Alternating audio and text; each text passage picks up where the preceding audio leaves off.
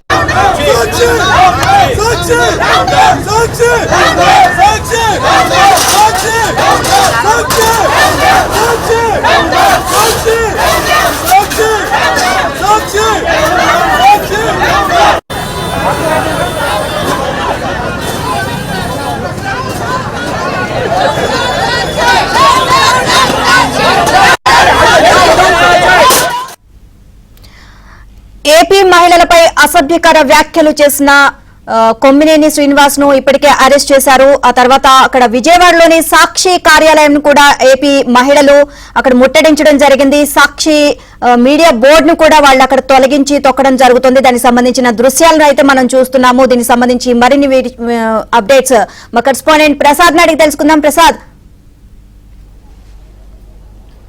నీలిమ, ముఖ్యంగా సాక్షి డిబేట్లో అమరావతి ప్రాంతం మహిళలను అవమానపరిచే విధంగా చేస్తున్న వ్యాఖ్యలు ఇప్పుడు పెద్ద ఎత్తున దుమారంపై 2 రోజుల నుంచి కూడా పెద్ద ఎత్తున మహిళలు రాష్ట్ర వ్యాప్తంగా ఉద్యమిస్తున్నప్పటికీ కూడా సాక్షి యాజమాన్యం కానీ డిబేట్లో పాల్గొన్నవారు కానీ కనీసం క్షమాపణలు చెప్పబోగా మరింత రెచ్చగొట్టే విధంగా చేసిన వ్యాఖ్యలు మహిళలు మరింత ఆగ్రహం వ్యక్తం చేస్తున్నారు. ప్రస్తుతం విజయవాడలోని సాక్షి కార్యాలయం వద్దనో ఉదయం నుంచి కూడా మహిళలు ఇక్కడ పెద్ద ఎత్తున చేరుకుని సాక్షి బోర్డులు కూడా ధ్వంసం చేసిన పరిస్థితి.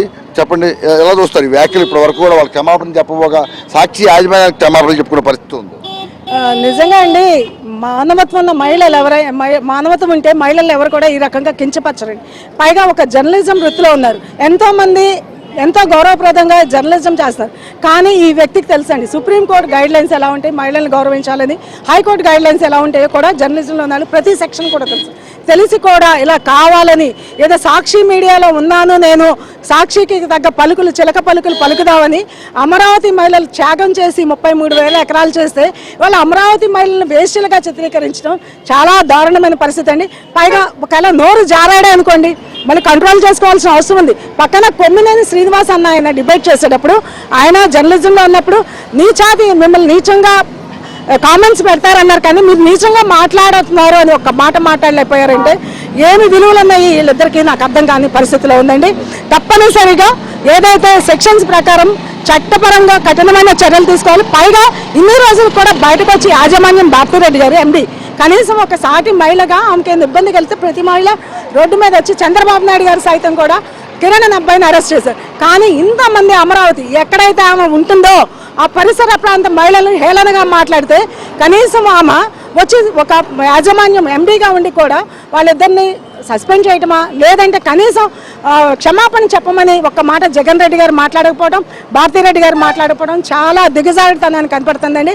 తప్పనిసరిగా ప్రభుత్వం వెంటనే చర్యలు తీసుకోవాలని మహిళల తరఫున కోరుకుంటున్నాం. చెప్పండి అండి, చూస్తున్నాం 3 రోజులుగా ఇంతమంది మహిళలు రోడ్డెక్కి ఆవేదన వ్యక్తపరుస్తున్నారు. కానీ ఇప్పటికి కూడా వాళ్ళు పశ్చాత్తాపం కనపడకపోగా ఇదంతా తెలుగుదేశం పార్టీ కూటమి చేస్తున్న రాజకీయం అని చెప్తున్నారు. నిజంగా మాట్లాడిన వాడు ఒక అమ్మకి అబ్బకి పుట్టినవాడేనా? ముఖ్యంగా మనిషి పుట్టుక పుట్టాడా? ఎక్కడ బతుకుతా ఉన్నాడు? అడవి పందులు డొల్లే రీతిలో బతుకుతా ఉన్నారా? అడవిలో బతుకుతా ఉన్నారా? సమాజంలో బతుకుతా ఉన్నారా అని అడుగుతా ఉన్నాను. చదువుకున్న వాడైనా కనీసం మినిమం కామన్ సెన్స్ తెలుసా చదువుకున్న వాడికి మాట్లాడిన వాడికి ఈ రోజు ఎవరైతే మాట్లాడాడో వాడు ఆంధ్ర రాష్ట్ర ప్రజలకు క్షమాపణ చెప్పాలి, చెప్పి తీరాలి. నిజంగా ఒక అమ్మకి అబ్బకి పుట్టినవాడైతే వాడిని వాళ్ళ అమ్మ వాళ్ళ తండ్రికి ఒక్కరికే కనింది అయితే తీరాల్సిందే. ఈ రోజు భారతిరెడ్డి ఒక ఆడది, జగన్మోహన్ రెడ్డి కొంప ఎక్కడుందండి, వాడి ప్యాలెస్ ఎక్కడుంది? ఈ రోజు అమరావతిలో ఉన్నటువంటి ప్రతి ఒక్కరు వేషలైతే జగన్మోహన్ రెడ్డి కొంపలో ఉన్న ప్రతి ఒక్కరు కూడా వేషలేనా? వాళ్ళ ఇంట్లో ఉన్న తనకి పుట్టిన ఆడబిడ్డలు కూడా వేషలేనా అని అడుగుతా ఉన్నాను. ఎవరిని చులకనగా చూస్తారు? ఎవరి ఆడబిడ్డలు? మీ కొంపలో ఉన్న వాళ్ళు మాత్రమే ఆడబిడ్డలా? ఎదుటి వాళ్ళు ఆడబిడ్డలు కాదా? మీకుంటే ప్రతిరోజు పక్ష పరవాణాలు తినండి, కానీ మా ఇంట్లో మేము ఆడవాళ్ళం ఒక గౌరవంగా పద్ధతిగా బతుకుతా ఉన్నాం. భారతిరెడ్డి ఎండి అయి ఉండి కనీసం వాడితో కూడా క్షమాపణ చెప్పలేని బతుకు భారతిరెడ్డిది. కనీసం భారతిరెడ్డి ఒక ఆడదానిగా ఉండి ఆంధ్ర రాష్ట్ర ఆడపడుచులకు క్షమాపణ చెప్పలేని బతుకు భారతిరెడ్డిది. ఈ రోజు ఏదైతే పిచ్చిగా వాగాడో మాకు అప్పచెప్పండి. ఈ రోజు కూటమి ప్రభుత్వం మంచి ప్రభుత్వం కాబట్టి ఇంకా వాడు బతికి బట్టగడతా ఉన్నాడు. కిరణ్ కుమార్ అనే వ్యక్తి తెలుగుదేశం పార్టీ వాడు చిన్న మాట భారతిరెడ్డి మీద చిన్న మాట మాట్లాడేదని అతని పార్టీలను సస్పెండ్ చేయించి అతను ఇప్పుడు కూడా జైల్లో చిప్పకూడదు తినిపించే ప్రభుత్వం కూటమి ప్రభుత్వం. కానీ ఈ రోజు సాక్షి తప్పుడు కూతలు కూయిస్తున్నా, తప్పుడు మాటలు మాట్లాడుతున్నా ఎవరిని కూడా ఇప్పటి వరకు ఖండించకపోవడం చాలా దుర్మార్గం అండి. మేము ఎంతటికైనా వెళ్ళడానికి సిద్ధంగా ఉన్నాం, ఏమి చేయడానికైనా సిద్ధంగా ఉన్నామని హెచ్చరిస్తా ఉన్నాను. సార్ చెప్పండి, అంటే ఇప్పుడు అమరావతి నుంచి కూడా మీ అందరూ ఉద్యమించారు, ఇంతమంది మహిళలు చెప్తున్నారు, 3 రోజుల నుంచి వాళ్ళు చేస్తున్న వ్యాఖ్యలు వింటున్నారు, వివరణలు కూడా వింటున్నారు. ఇప్పుడు మీ ఉద్యమం ఎలా ఉండబోతుంది, ఏం చెప్తారు? ఇప్పటికీ దాదాపు 77 గంటలు అవుతుంది ఈ దుర్మార్గమైనటువంటి అసభ్యకరమైన జుగుప్సాకరమైనటువంటి వ్యాఖ్యలు చేసి సాక్షి ఛానల్ ప్రసారం చేసి ఇప్పుడు దాకా భారతిరెడ్డి గారు ఒక మహిళ, ఆంధ్రప్రదేశ్ మహిళల్ని ఇంత దారుణంగా మన ఛానల్లో ఇట్లా అసహ్యంగా చిత్రీకరించారు. దానికి నేను ఈ ఆంధ్రప్రదేశ్ మహిళా లోకానికి క్షమాపణలు చెబుతారని ఆశిస్తూ వచ్చాం. కానీ మీ నిజమైనటువంటి వైఖరి, మీ మొండి వైఖరి, నిర్లక్ష్య వైఖరి ఈరోజు యావత్ ఆంధ్రప్రదేశే కాదు యావత్ భారతదేశం చూస్తూ ఉంది. మహిళల్ని పూజించేటువంటి ఈ దేశంలో మీరు ఈ విధంగా మాట్లాడటం చాలా దురదృష్టకరం. మిమ్మల్ని ఎవరు కూడా క్షమించరా అనేటువంటి నేరం చేశారని హెచ్చరిస్తా ఉన్నాం. ఇది ముఖ్యంగా చూస్తా ఉన్నాం. ఈ మహిళలు అందరూ కూడా ఆవేదన ఇది. 3 రోజుల నుంచి కూడా పెద్ద ఎత్తున వివాదం నడుస్తున్నా చేసిన వ్యాఖ్యలకు క్షమాపణ చెప్పాల్సిన సాక్షి యాజమాన్యం కానీ అదేవిధంగా డిబేట్లో పాల్గొన్న వారు కానీ ఇంకా ఇష్టానుసారంగా వ్యాఖ్యలు చేస్తూ మరింత రెచ్చగొడతామని చెప్తున్నారు. దీనిపై పోలీసు పరంగా ఇప్పుడు చర్యలు ప్రారంభమైన నేపథ్యంలో మరోసారి ఇటువంటి వ్యాఖ్యలు చేయకుండా కఠిన చర్యలు తీసుకొని కూడా ఇదంతా కోరుతున్నారు. Vote Hyderabad studio.